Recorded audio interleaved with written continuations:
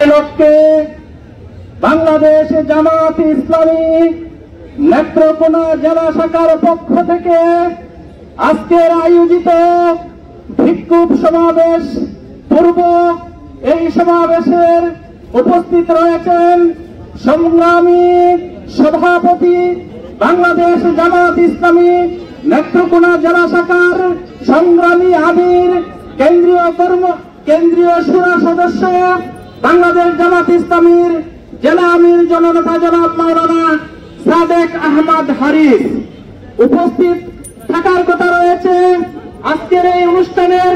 ইতিমধ্যে আমাদের মাঝে উপস্থিত হয়েছেন বাংলাদেশ জামাত ইসলামীর ময়মনসিংহ অঞ্চলের অন্যতম টিম সদস্য বাংলাদেশ জামাত ইসলামীর পক্ষ থেকে নেত্রকোনা সদর বারহাট্টা আসনের জামাত ইসলামীর মনোনীত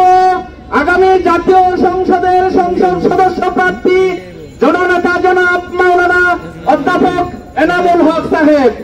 নেত্রকোনা জেলা